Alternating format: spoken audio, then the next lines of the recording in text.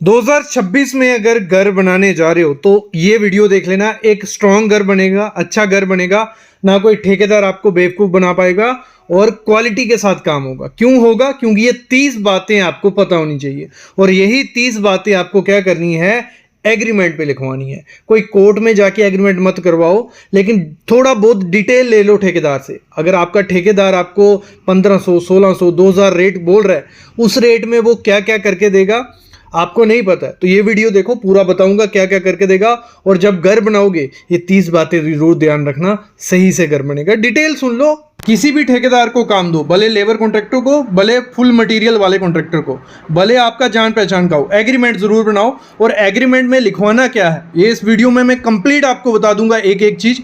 अगर फिर भी समझ नहीं आएगा, वीडियो के एंड में मैं आपको बताऊंगा कि कहां से पीडीएफ मिलेगी और आप फ्री में वो एग्रीमेंट डाउनलोड कर लेना और इजीली पढ़ सकते हो उसको। इन लोगों को एग्रीमेंट नहीं पता है। एग्रीमेंट होता है कि लीगल डॉक्यूमेंट बनता है। कोई भी ठेकेदार को काम देने से पहले ये डॉक्यूमेंट जरूर बना लेना, नहीं तो ठेकेदार छोड़ के भी काम भाग सकता है, ज्यादा पैसे ले सकता है, नहीं तो मनमानी करता रहेगा। तो चलो मैं सिखाता हूं कि एग्रीमेंट बनाना कैसे है। सबसे पहली चीज नोट करो, आपको करना क्या है, आपका जितना भी एरिया, प्लॉट कितना है आपका, 1000 स्क्वायर फीट का है, 2000 स्क्वायर फीट या 3000 स्क्वायर फीट या 500 स्क्वायर फीट, जितना भी एरिया है उसको लिखवा लो। या जब आप ड्राइंग तो बनाओगे ही पहले, जिससे आप ड्राइंग बनवा रहे हो उस इंजीनियर को बोल दो कि हमें बता दे हमारा टोटल एरिया कितना हो रहा है। स्लैब का एरिया नापा जाता है, बालकनी नापी जाती है, तो वो आपको मेजरमेंट करके बता देगा 1000 है, 2000 है या 3000 है।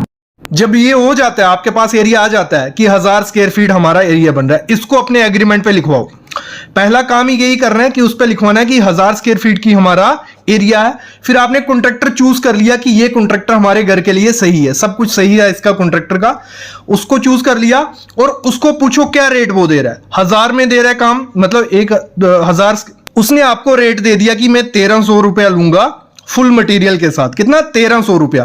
तो आपको एग्रीमेंट में लिखाना है कि 1000 हमारा एरिया हुआ था, 1300 ये रेट ले रहा है और टोटल 13 लाख रुपया हमारे इस घर को बनने में लगता है। पहला काम ये करना है, पहला काम हर एग्रीमेंट पे ये होगा। इससे क्लियर हो जाएगा कि आपको 13 लाख लगेगा या 15 लाख लगेगा। क्लियर? यहां तक क्लियर हो गया।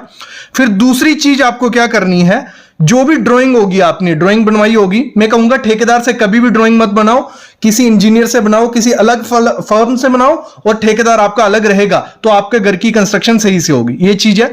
आपने किसी आर्किटेक्ट से बनवा ली ड्राइंग, उसने आपको स्टील की डिटेल भी दे दी, पूरा कमरों का साइज भी दे दिया, आपको सब कुछ बता दिया, एलिवेशन भी बता दी।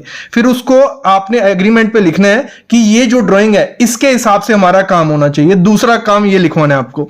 तीसरा चीज क्या करना है, देखो कभी भी हम किसी को काम देते हैं, दो किस्म के ठेकेदार हमारी घर की कंस्ट्रक्शन करते हैं। एक होता है लेबर कॉन्ट्रैक्टर, दूसरा होता है मटेरियल कॉन्ट्रैक्टर। अभी समझो लेबर कॉन्ट्रैक्टर क्या होता है। लेबर कॉन्ट्रैक्टर होता है कि लेबर उसकी रहती है, पूरा काम एक्सकवेशन, खुदाई से लेके स्लैब का या प्लास्टर तक लेबर वो देगा, मटेरियल आपका रहता है। और दूसरा ठेकेदार होता है विद मटेरियल वाला, जिसमें मटेरियल भी उसका, लेबर भी उसकी। तो आपको चूज कर लेना है कि कौन सा कॉन्ट्रैक्टर कर रहे हो। और तीसरी चीज एग्रीमेंट पे क्या लिखवानी है कि अगर लेबर कॉन्ट्रैक्टर आप कर रहे हो तो उसको देखो वो क्या करके देगा, एक्सकवेशन, खुदाई से लेके प्लास्टर तक करके देगा या स्लैब डाल के देगा, क्योंकि लेबर उसकी रहने वाली है, मटेरियल सब उसका रहने वाला है।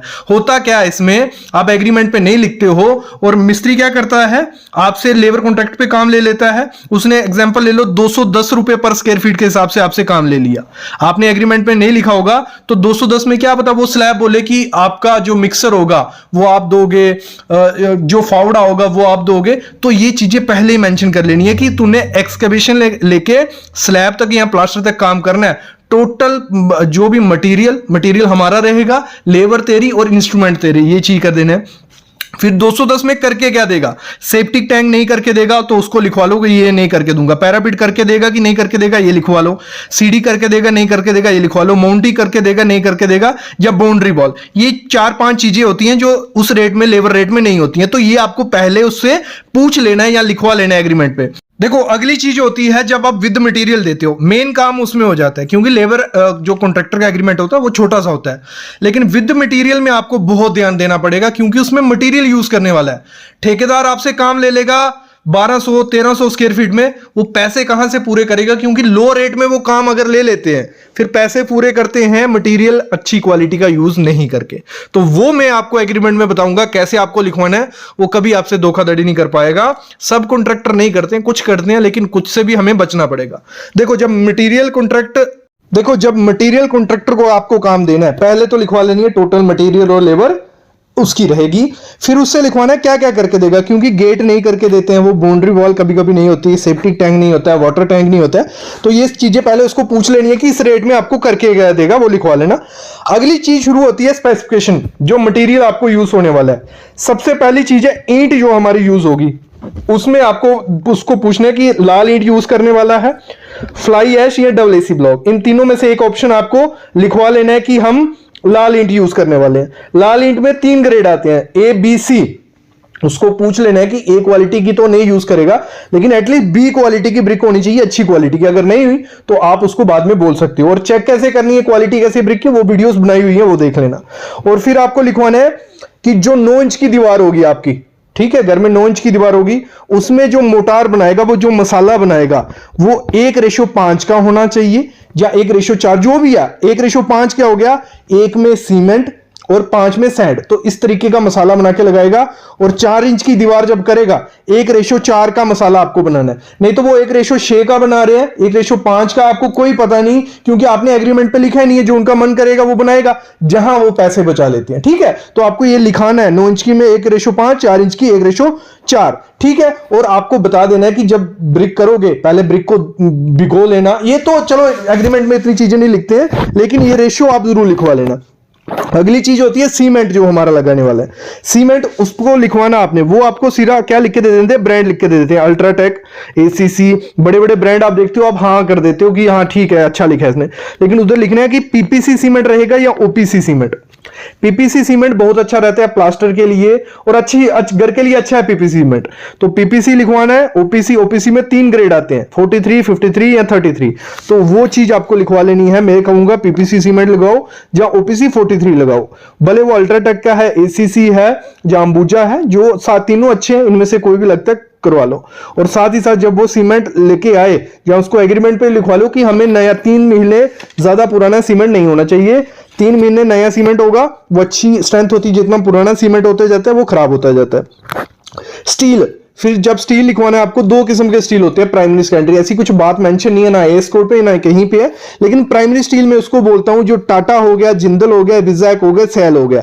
ये क्या होता है, आयरन ओर से बनते हैं, और कुछ बनते हैं स्क्रैप से, जो पुराना सरिया होता है उसको पिघलाया जाता है, उसका सरिया बनता है, वो हो गए कामधेनु हो गए। ये आपको आइडिया कैसे लगेगा, मार्केट में जो टाटा का रेट है या जिंदल का रेट है, उससे अगर 10-15 रुपए कम में मिल रहा है, लगभग वो किससे बना हुआ है, सेकेंडरी स्टील है, वो बना हुआ है किससे, हमारे जो स्क्रैप होता है। तो आप उसको पहले बता सकते हो कि कौन सा सरिया यूज करने वाले हो।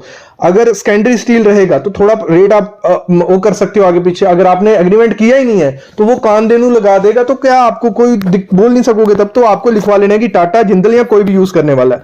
फिर एग्रीगेट, जो कपची होती है, एग्रीगेट का लिखवा लेना कि रिवर वाली यूज करने वाला है या क्रस्ड वाली। रिवर वाली कौन सी होगी, रिवर वाली जो नदी से आती है, उसमें बड़े भी होते हैं छोटे भी होते हैं, बस रिवर वाली बहुत अच्छी होती है एग्रीगेट, आप अपने घर में लगाओगे स्ट्रेंथ आएगी। लेकिन अगर मिट्टी उसमें हुई तो वो मत यूज करना, पहले देख लेना मिट्टी तो नहीं है।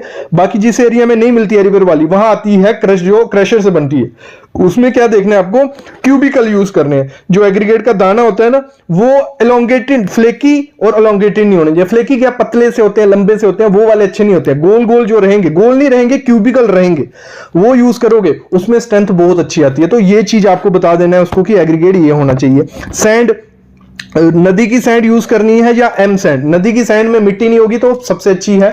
एम सैंड वो यूज करना जिसमें मिट्टी नहीं होगी, तो मतलब उस पे लिखवा लेना। रिवर सैंड मिलती है तो बहुत अच्छा है, एम सैंड मिलती है तो वो भी एग्रीमेंट पे मेंशन करना कि सैंड कौन सी है। नहीं तो ये जो 4-5 चीजें होती हैं, इसी में ठेकेदार आपसे पैसा बचा लेगा। जब आप उसने 1200 मार्केट रेट उठा लिया और मार्केट में रेट चल रहा है 1400-1500, तो 1200 में कैसे पूरा करके देगा, इसी तरीके से करके देता है। अगली चीज क्या होती है, कंक्रीट का ग्रेड लिखवा लेना। ऐसे तो हमारी ड्राइंग पे मेंशन होता है जो हमारी स्टील की ड्राइंग आती है ना, उसमें मेंशन होता है कि आपके पिलर में फुटिंग में M25 जाएगा या M20। अभी ये M25 और M20 क्या होता है? M25 मतलब रेशो होती है, ये स्ट्रेंथ होती है कंक्रीट की। जैसे M25 एग्जांपल लेते हैं, 1:2 का माल होता है, मतलब एक में सीमेंट, एक में सैंड और 2 में एग्रीगेट। तो ये लिखवा लेना, उसमें लिखा होता है कि M25 ग्रेड यूज करना है, तो आप एग्रीमेंट पे लिखवा लो M25 पिलर बीम फुटिंग सब में होगा, या M20 होगा। M15 पीसीसी का, जो नीचे लेयर डाली जाती है प्लिंथ के नीचे या फुटिंग के नीचे, पीसीसी, वो भी 1:2:4 होती है। तो ये आपको लिखवानी है एग्रीमेंट में। और साथ ही साथ जब आपको साइड पे ये बनाना है, इसी में आपको चेक करनी है, उस पर मेंशन करना है कि हम मेजर चेक करेंगे कि आप प्रॉपर से मटेरियल डाल रहे नहीं हो। उसके लिए मेजरिंग का कोई इंस्ट्रूमेंट रखना कि 1 रेशो में सीमेंट जा रहा है, 1 बोरी सीमेंट जा रहा है, 1 बोरी आपकी सैंड जा रही है, 2 एग्रीगेट। तो किससे मेजर करोगे? ये ठेकेदार को पहले बता देना, हम मेजर करके देखेंगे किससे आप कर रहे हो। और एग्रीमेंट पे लिखवाना कि मिक्सिंग किससे होगी, मिक्सर से होगी या हाथ से होगी, उससे भी पैसे बचते हैं। अगर ठेकेदार हाथ से कर रहे हैं तो मिक्सर का पैसा बच रहा है, तो उस हिसाब से रेट आप उससे लेना। अगर आप वाइब्रेटर, कौन सा वाइब्रेटर साइड पे रहेगा? हमेशा हर कंक्रीट स्ट्रक्चर में वाइब्रेटर मारना है आपको, और स्लरी लीक नहीं होनी चाहिए, इस तरीके से मारना है, और कंक्रीट में पानी ज्यादा नहीं डालना है। तो ये सब चीजें आपके एग्रीमेंट में बात कर लेनी है। अगली चीज है प्लास्टर। जब प्लास्टर करना है तो लिखवाना है कि कितने रेशो बनेगा। मोटार जो मसाला होता है 1:5 का भी बनता है, 1:6 का भी, 1:4 का भी। तो वहां लिखवाना है कि हम अपने बाहर में 1:4 कर रहे हैं या 1:5। रेशो का पता चल गया, 1 में सीमेंट, 5 में सैंड। तो इस तरीके से आपको इंटरनल का लिखवा लेना है, एक्सटर्नल का लिखवा लेना है। और साथ में जब प्लास्टर का लिखवा रहे होगे एग्रीमेंट में, एक चीज लिख लेना कि जो बाहर में डिजाइन बनते हैं प्लास्टर में, ठीक है, ग्रुप डाला जाता है, ठीक है, फसाड में, वो हमारी जैसी ड्राइंग उस हिसाब से आपको वो डिजाइन करने पड़ेंगे। नहीं तो कॉन्ट्रैक्टर मुकर जाते हैं कि इतना एक्स्ट्रा हम नहीं करेंगे, क्योंकि वो पैसे बचा रहे नहीं होते। काम लेके एक काम ले लिया, दूसरा काम ले लिया, वहां मिस्त्री लगे हुए हैं, उनका पैसा बर्न हो रहा है लेबर पे, लेकिन वो लास्ट में देखते हैं कि हमें कुछ बच रहा ही नहीं है, क्योंकि उन्होंने ध्यान दिया नहीं था। तो अगर एग्रीमेंट पे सारा होगा तो आपको वो करके देके जाना पड़ेगा उसको, भले उसको लॉस होता है। कोई भी काम में लॉस नहीं होता है अगर ठेकेदार अच्छे से स्टडी करके काम ले, तो ये चीज होती है। अगली चीज, जब तराई करनी है तो उसको मेंशन रखना है एग्रीमेंट पे कि 10 दिन तराई होगी, क्यूरिंग होगी, भले वो फुटिंग है, ब्रिक है, प्लास्टर है, 10 दिन कम से कम आपको पानी मारना ही मारना है। तो ये चीज भी आपको चेक करनी है, एग्रीमेंट पे आपको लिखवानी है। देखो अगली चीज क्या करनी है, जब शटरिंग का, मैंने देखा है ठेकेदार क्या करते हैं, काम ले लेते हैं और शटरिंग उठाते हैं पुरानी। आपको एग्रीमेंट पे ये चीज मस्ट लिखना, नहीं तो धोखाधड़ी हो जाएगी आपसे। आपको क्या करना है, उसको बोलना है शटरिंग ऐसी होनी चाहिए। हम नहीं चाहते कि हमारा, भले आप प्लेट से करो, भले आप फट्टे से करो, भले प्लाई से करो, हमारी शटरिंग इस तरीके से होनी चाहिए कि उसमें से थोड़ी भी स्लरी बाहर नहीं आनी चाहिए। वाइब्रेटर भी लगेगा उस शटरिंग में और स्लरी बाहर नहीं आनी चाहिए। तो इस तरीके से आपको उसको बोल देना है कि एग्रीमेंट पे लिखो नो स्लरी लीकेज, ठीक है। और साथ ही साथ लिख दो कि स्लैब की शटरिंग प्लाई से करनी है, या कॉलम की शटरिंग आपको फर्मा, जो इसकी शटरिंग बनाई जाती है पूरा फर्मा, उससे बनाना है। तो ये आपने एग्रीमेंट पे लिखा होगा तो आपका घर अच्छे से बनेगा, कोई स्लरी लीकेज वगैरह नहीं हुई तो स्ट्रेंथ आती है कंक्रीट में। तो ये एग्रीमेंट में आपको मेंशन करवाना है। जब भी एग्रीमेंट आपको बनाना है उसमें एक चीज लिखवा लेना, वाटर प्रूफिंग केमिकल। कौन सा वाटर प्रूफिंग केमिकल यूज करने जा रहे हो? डॉक्टर फिक्सिट का है, डॉक्टर फिक्सिट का लिखवा लो, सिक्का, जहां किसी भी कंपनी का जो भी है मेंशन जरूर करवा लेना।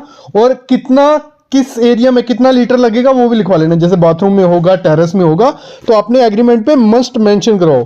मैं मस्ट कहता हूं आपको हमेशा कि जब भी एग्रीमेंट आपको बनवाना है, एक तो आपको प्रोसेस पता होना चाहिए कि उस काम का प्रोसेस कैसे रहता है। जैसे किसी बाथरूम का वाटर प्रूफिंग करवाना है तो वो वाटर प्रूफिंग कैसे किया जाता है, तो अगर वो आपको पता होगा, वो आप उस एग्रीमेंट में लिखवा सकते हो कि ये केमिकल लगाना है, और उस पर लिखवा सकते हो, क्योंकि आपको पता होगा कि 2 लेयर करोगे तो अच्छे से वाटर प्रूफिंग होगा। तो आपने एग्रीमेंट पे लिखवाना है 2 लेयर या 3 लेयर, ये चीज होगी। फिर अगला केमिकल आपको यूज करना होता है ATT, एंटी टर्माइट ट्रीटमेंट, जो हम फुटिंग में करते हैं, बेसमेंट में, प्लिंथ बीम में। तो आपको वो लिखवाना है एग्रीमेंट पे कि ये केमिकल का नेम टर्मिनेटर है, मिसाइस है, जो भी केमिकल होगा। आपको टॉप ब्रांड सर्च कर लेना, गूगल पे, यूट्यूब पे सब कुछ मिल जाता है। आपको कुछ भी चीज घर की कंस्ट्रक्शन के रिलेटेड आपको ढूंढनी है, बस लिखना है उस टॉपिक का नाम, आगे लिख देना सिविल साइट विजिट, आपको उस टॉपिक पे वीडियो मिल जाएंगी 10, ठीक है। ATT का नाम लिखवाना है अपने एग्रीमेंट पे, साथ में कहां कहां आपको करवाना है, बेसमेंट, फुटिंग के नीचे, प्लिंथ के साइड पे। और आपको अगर प्रोसेस पता होगा तो आप लिखवा सकते हो कि आपको शॉवर करवाना है, मतलब एक फुहारे से फेंकते हैं, दूसरा सुराख करके डालते हैं टीटी।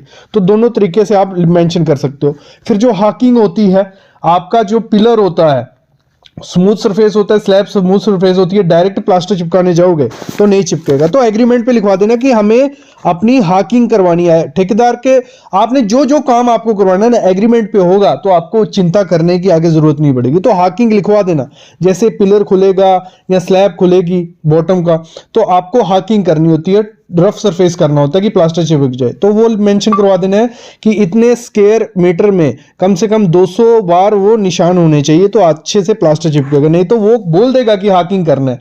मतलब क्या है, क्या मैं बोल रहा हूं, ऐसे तो ठेकेदार बोल देगा कि हाकिंग भी करूंगा, एटीटी भी करूंगा, वाटरप्रूफिंग भी करूंगा। लेकिन अगर आपने उसको एक्सप्लेन नहीं की होगी स्पेसिफिकेशन की इस तरीके से करना है, तो वो अपने तरीके से करेगा। ठीक है, ये आपको एक्सप्लेन करना है। जो चिकन मैश होती है, मुर्गा जाली, हम जॉइंट पे लगाते हैं, पिलर और ब्रिक का जहां जॉइंट होता है, स्लैब और ब्रिक का जॉइंट होता है, तो वहां लगाना पड़ता है, नहीं तो प्लास्टर में क्रैक आ जाता है।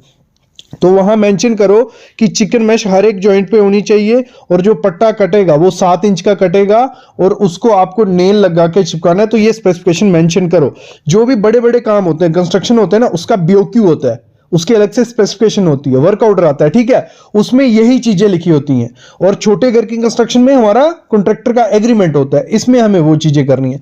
पॉसिबल हो आप स्पेसिफिकेशन अलग से बनाओ, एक एग्रीमेंट अलग से बनाओ, दोनों चीजें बनाओगे तो आपका घर क्वालिटी के साथ भी अच्छा बनेगा, आपको पैसों का आइडिया भी लगेगा, आपको कोई बेवकूफ नहीं बना पाएगा। अगली चीज देखो, CPVC जो पाइप हम प्लम्बिंग की पाइप यूज करते हैं बाथरूम में या किचन में, तो वहां आपको लिखना है कि आपको CPVC लगवानी है, UPVC लगवानी है।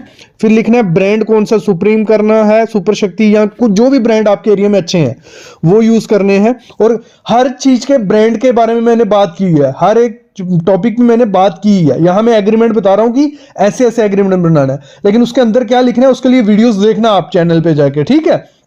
तो CPVC का ब्रांड, और उस पे आपको डाल देना है कि एक इस पे पाइप पे क्या होता है, प्रेशर कि पाइप पतली भी आती है, मोटी भी आती है। तो आपको मेंशन करना है कि 6 kg प्रेशर जेल पाइप ऐसी लगाना, 4 kg जेल पाइप ऐसी लगाना। ये कहां से देखना, अभी देखो इस वीडियो में मैं सब चीजें बता नहीं सकता कि आपके घर के लिए अच्छी कौन सी, इसके लिए वीडियोस पहले बना चुका हूं, वो आप जरूर देखना जाके। अगली कंडक्ट पाइप का आपको एग्रीमेंट पे लिखना है कि आपकी जो स्लैब में कंडक्ट पाइप डलेगी वो कौन सी क्वालिटी की, 3 क्वालिटी आती है, मीडियम, लो, हाई। तो मीडियम क्वालिटी की डलेगी, सुप्रीम का ब्रांड होगा, या जो भी आपका एंकर ब्रांड, जो भी आपको लगवाना है वो ब्रांड। अर्थिंग करके दोगे कि नहीं करके दोगे वो आपने उस पे लिखवा लेना एग्रीमेंट पे कि अर्थिंग होगी, जो कैसे होगी, मटेरियल मैं दूंगा या मटेरियल आपका होगा, वो चीजें पहले डिस्कस कर लेना। आपके घर में टाइल, इस वीडियो का जो लास्ट पार्ट है वो मत मिस करना, अभी तो मैं स्पेसिफिकेशन बता रहा हूं, लास्ट पार्ट में बताऊंगा एग्रीमेंट की सही चीज क्या होती है। जो टाइल यूज करनी है उसमें पहले मेंशन होता है कि 50 से 60 रुपए पर स्क्वायर फीट वाली टाइल रहेगी, भले आप 2x4 की लगाओ, भले 4x4 की लगाओ, जो भी, लेकिन आपको मेंशन करवा लेना है। जहां ठेकेदार भी आपको मेंशन कर देगा कि 50 से 60 रुपए स्क्वायर फीट तक की आप ले सकते हो, नहीं तो वो 30-40 की आपको बोलेगा कि, क्योंकि उसको जब घाटा होगा ना, वो आगे आगे जो भी चीजें होंगी ना उनके रेट कम करता जाएगा। अगर आपने पहले से उसको लिख के दिया होगा तो वो दिक्कत आएगी नहीं आपको। फिर बाथरूम में कितने फुट तक टाइल लगेगी वो मेंशन करवा देना, किचन में कहां तक टाइल लगेगी, फिर फ्लोरिंग की टाइल कहां कहां लगेगी, जहां लॉबी में लगेगी, बरांडा में, टेरेस में, हर चीज आपको मेंशन करवा लेनी है। मार्बल और ग्रेनाइट कहां लगेगा और कितने रुपए पर स्क्वायर फीट तक का मार्बल ग्रेनाइट लगवा सकते हैं, पेंट के कितने कोट करके देंगे, पुट्टी के कितने कोट, कौन सा ब्रांड लगेगा, और ये सब चीजें आपको मेंशन करवानी है। डोर जो होती हैं, दरवाजों का रेट मैक्सिमम 25,000 रुपए का मेन डोर रहेगा, 6,000 रुपए का ये डोर रहेगा। ऐसे अगर रेट फिक्स होते हैं ना तो आप चूज कर सकते हो, नहीं तो वो अपनी मर्जी से लगाएगा, नहीं तो फिर वो 4,000 वाले डोर ले आएगा या 5। तो ये रेट आपको उसको फिक्स करनी है कि 32 mm का मेन डोर लगेगा, ठीक है, उसके जो लॉक लगेंगे वो ऑटोमेटिक रहेंगे या सब चीजें। तो ये एग्रीमेंट पे स्पेसिफिकेशन लिखवा लेना। कल एक ब्लॉग आएगा उसमें मैं बताऊंगा आपको पूरा लिख के कि कैसे कैसे करना, और थोड़े उसमें PDF भी शेयर करूंगा आपके साथ की एग्रीमेंट के, ठीक है। अगला होता है फॉल सीलिंग। फॉल सीलिंग देखो हर रेट में फॉल सीलिंग और मॉड्यूलर किचन नहीं होती है, जिस रेट में है वहां आप क्या करो, फॉल सीलिंग का डिजाइन बनवा, उसको बोलो कि डिजाइन दे दो कि किस हिसाब की फॉल सीलिंग रहेगी और पर स्क्वायर फीट कॉस्ट कितने तक रहने वाली है, 100 रुपया 120 रुपया। नहीं तो फॉल सीलिंग वो बोल देगा कि आपको पीओपी को फॉल सीलिंग करके दे दूंगा, लेकिन उसमें घटिया क्वालिटी के चैनल जाली ये पीओपी ये यूज करेगा तो अब वो तो फॉल सीलिंग निकल जाएगी 1-1.5 साल बाद।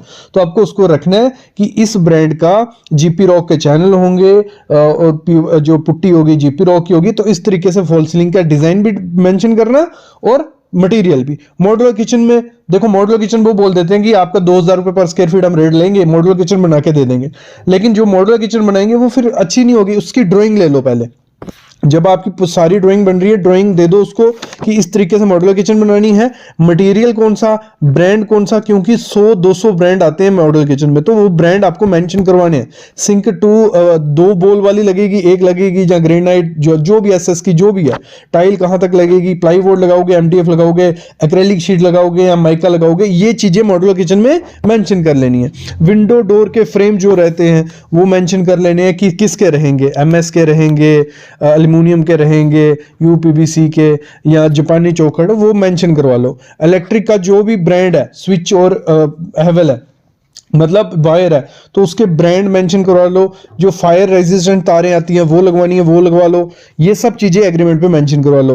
फिर जो रेलिंग रहेगी आपकी, एसएस की रेलिंग लगाने जा रहे हो, ग्रेड आते हैं उसमें 304 ग्रेड, बाहर यूज करनी है 304 ग्रेड, या ये लिखवा लो कि 900 रुपये पर स्क्वायर फीट के हिसाब से आपका डिजाइन रहेगा। नहीं तो होता क्या है, 304 ग्रेड ही वो लगा देंगे, लेकिन 600 रुपये 500 रुपये 400 रुपये पर स्क्वायर फीट के वाले डिजाइन होते हैं जिसमें एक एक ही पाइप होती है, तो वो दिक्कत होती है। आपको बोलना है कि 900 रुपये पर स्क्वायर फीट वाला डिजाइन होगा कम से कम, और फिर उसमें 304 ग्रेड होगा, तो इससे आपको नहीं कंफ्यूजन होगी, अच्छे से काम हो जाएगा। जो आपकी फ्रंट एलिवेशन होगी उसका डिजाइन ले लो, उसका मटेरियल लिखवा लो कि ये जाली यूज होगी, ये एसीपी शीट होगी, एचपीएल शीट होगी, ये चीजें लिखवा लो।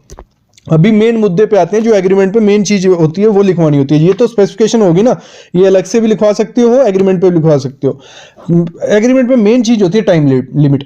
आपको अपने एग्रीमेंट पे मस्ट लिखवाना है कि कितने टाइम में वो घर कंप्लीट होगा। देखो अगर 1000 स्क्वायर फीट का 2000 स्क्वायर फीट का तो 6-7 महीने में वो काम खत्म होना चाहिए। जितने जल्दी काम खत्म होगा उतना अच्छा है आपके लिए, आपकी सेविंग होगी। क्योंकि देखो 6-7 महीने के बाद आपको शिफ्ट नहीं भी करना है, उधर किराए पे दे सकते हो, तो 4-5 महीने का किराया बिल बचेगा। मतलब ये नहीं बोल रहा कि किराए पे देना है जल्दी लेना है, जितनी जल्दी काम करवाओगे उतना पैसा बचता है।